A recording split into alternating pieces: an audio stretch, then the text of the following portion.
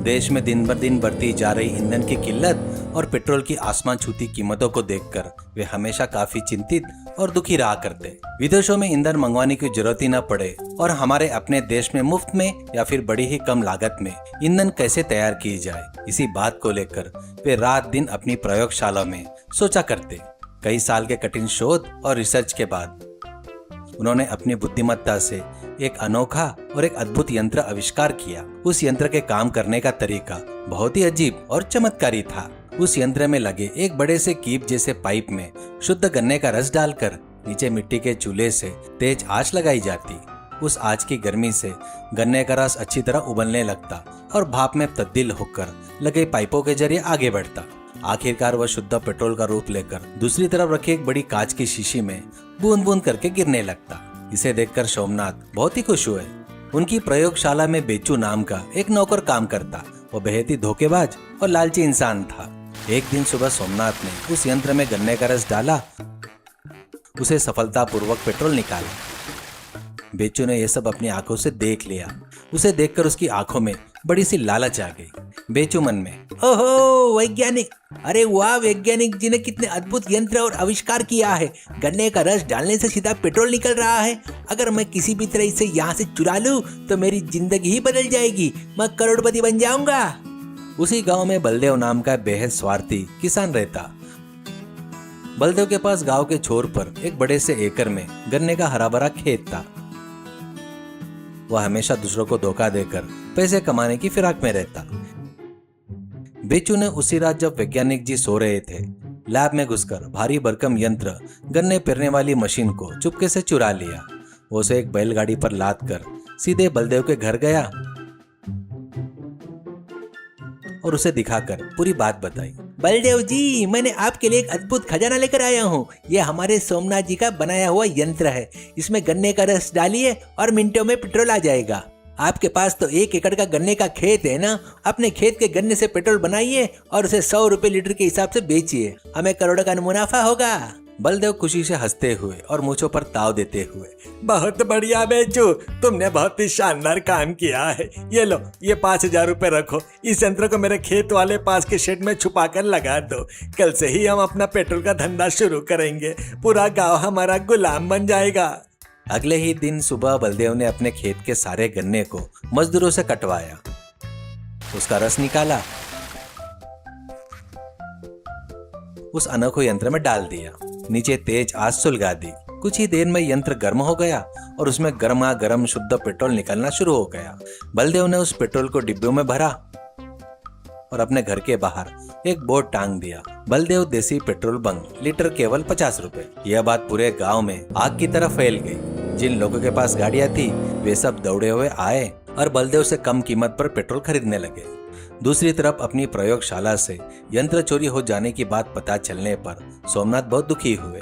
जब उन्हें यह बात पता चली कि बलदेव अपने घर के बाहर गन्ने के रस से बना पेट्रोल बेच रहा है, तो सीधे बलदेव के खेत पर पहुंचे।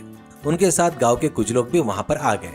अरे बलदेव, ये यंत्र मेरा है। मेरे प्रयोगशाला से मेरे नौकर बेचू ने इसे चुराया है, तुम्हें बेच दिया। ये यंत्र मैंने देश के लिए बहुत मेहनत से बनाया है।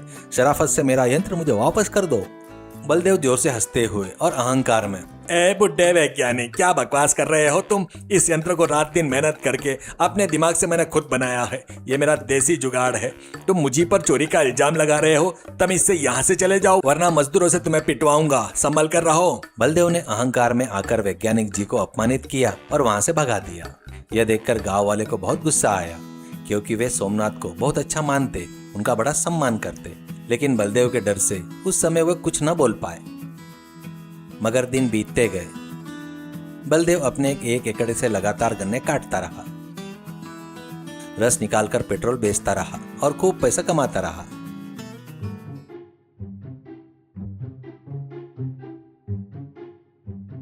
लेकिन ठीक 2 हफ्ते बीतने के बाद उसके खेत के सारे गन्ने खत्म हो गए। पूरा खेत एक बंजर जमीन में बदल गया। अब यंत्र में डालने के लिए गन्ने का एक टुकड़ा भी नहीं बचा। लेकिन बाहर ग्राहक भीड़ में डिब्बे लिए हाथ में कतार में खड़े थे। घबराकर बलदेव गांव के दूसरों किसानों के पास गया। उस गांव में राम सिंह नाम का एक बड़ा किसान रहता, जिसके खेत में गन्ने की फसल पूरी तरह तैयार थी। बलदेव राम सिंह के पास गया। राम सिंह भाई, मेरे खेत के गन्ने खत्म हो गए। तुम अपने खेत का सारा गन्ना मुझे बेच दो, मैं हमेशा की तरह तुम्हें 1,000 रुपए प्रति टन दूंगा और अभी गाड़ियां भिजवाता हूँ। राम सिंह हंसते हुए दाढ़ी पर हाथ फेरते हुए, अरे बलदेव जी, 1,000 रुपए टन वे दिन चले गए। अब अगर खेत के गन्ने चाहिए तो 10,000 रुपए प्रति टन देना होगा। 1 रुपया भी कम नहीं होगा। मर्जी हो तो खरीदो वरना यहाँ से चले जाओ। बलदेव चौंक गए। 10,000 रुपए टन? क्या तुम्हारा दिमाग खराब हो गया राम सिंह? इतनी कीमत क्यों बढ़ा दी? दूसरे गांव में तो ये बहुत सस्ते में मिल जाएंगे। तो फिर पास वाले गांव से ही खरीद लीजिए बलदेव जी, हमें कोई जल्दी नहीं है। बलदेव गुस्से में पास के गांव में किसान और आसपास के सभी लोगों के पास गया। लेकिन हैरानी की बात ये थी, सभी किसान एक ही बात पर अड़े थे। सबके सब 10,000 रुपए टन या उससे भी ज्यादा मांग रहे थे। इतने महंगे दाम पर गन्ना खरीद कर उसका रस निकाल कर पेट्रोल बेचने से मुनाफा तो दूर, बलदेव को अपना घर और शरीर के सारे गहने तक बेचने पड़ जाते। उसे साफ समझ में आ गया इसमें भारी नुकसान है। उसका धंधा पूरी तरह ठप हो गया। बलदेव गहरी सोच में डूब गया। उसे समझ में आ गया कि गांव वालों ने जानबूझकर उसका धंधा बंद कराने के लिए गन्ने के दाम बढ़ा दिए। उसे यह भी समझ में आ गया कि अगर यह यंत्र उसके पास रहा तो उसकी बची कुची संपत्ति भी स्वाहा हो जाएगी। उसे अपनी गलती का एहसास हो गया। वह तुरंत उस भारी यंत्र को गाड़ी पर लाद कर सीधे वैज्ञानिक सोमनाथ की प्रयोगशाला पहुंचा। उनके पैरों पर गिर पड़ा। गांव के सभी लोग वहां इकट्ठा हो गए। ये सब देखने लगे। बलदेव हाथ जोड़कर रोते हुए, सोमनाथ जी, मुझे माफ कर दीजिए। मेरे लालच और स्वार्थ ने मुझे अंधा कर दिया था। आपके धोखेबाज बेचू नौकर के बहकावे में आकर मैंने यह यंत्र चुराया है और आपका अपमान किया। यह रहा आपका यंत्र, इसे आप वापस ले लीजिए। मेरे खेत के गन्ने खत्म हो गए हैं। गाँव वाले मुझे गन्ना नहीं बेच रहे हैं। मुझे माफ करके यंत्र रख लीजिए। मुझे सिरदर्द नहीं चाहिए। ऐसा कहते हुए सोमनाथ के पैरों पर गिर पड़ा। सोमनाथ ने मुस्कुराते हुए बलदेव को उठाकर खड़ा किया। बलदेव, चलो अच्छा है कि तुम्हें अपनी गलती का एहसास हो गया, लेकिन मैं तुम्हें एक सच बात बताना चाहता हूँ।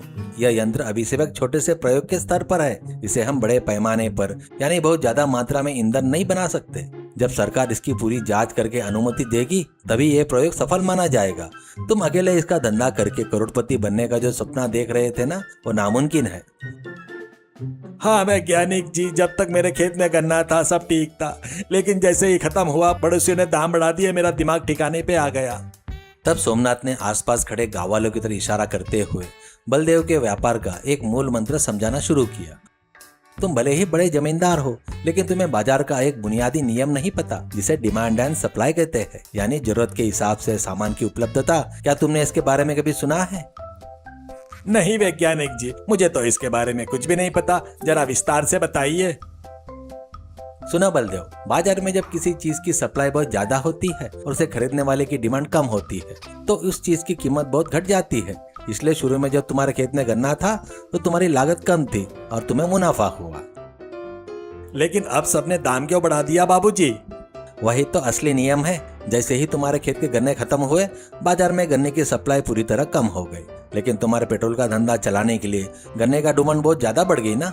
बाजार के नियम के अनुसार जब सप्लाई कम हो और डिमांड ज्यादा हो तो उस चीज की कीमत आसमान छूने लगती है। यहाँ गन्ने की सप्लाई कम थी और तुम्हें उसकी ज्यादा जरूरत थी, इसलिए दाम बढ़ गए। बलदेव बहुत हैरानी से उनकी बात सुन रहा था।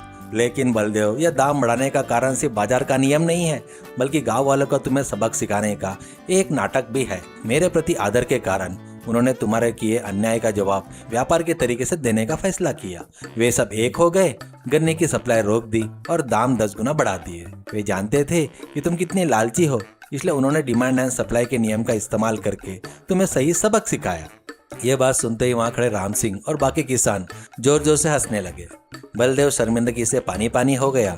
उसने अपना सिर झुका लिया। वैज्ञानिक जी, किसान भाइयों, आप सबने मेरी आंखें खोल दी। अब से मैं कभी दूसरों की संपत्ति पर लालच नहीं करूंगा और ना ही स्वार्थ की जिंदगी जीऊंगा। मैं अपने खेतों को फिर से हरा भरा करूंगा और ईमानदारी से जीऊंगा। सोमनाथ ने उस यंत्र को वापस ले लिया और उसे सरकारी अनुमति के लिए भेज दिया।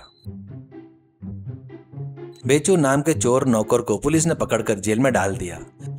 गांव के सभी लोग एकजुट होकर रहने लगे और सोमनाथ की बुद्धिमानी का सम्मान करते हुए खुशी खुशी जीवन बिताने लगे। बलदेव को डिमांड एंड सप्लाई के साथ साथ जिंदगी का एक बड़ा सबक मिल चुका था, शिक्षा। लालच और स्वार्थ में आकर दूसरों की मेहनत और संपत्ति को चुराने वाले को अंततः नुकसान उठाना ही पड़ता है। समाज में यदि लोग एकजुट रहे तो किसी भी स्वार्थी इंसान को सही तरीके से सबक सिखाया जा सकता है।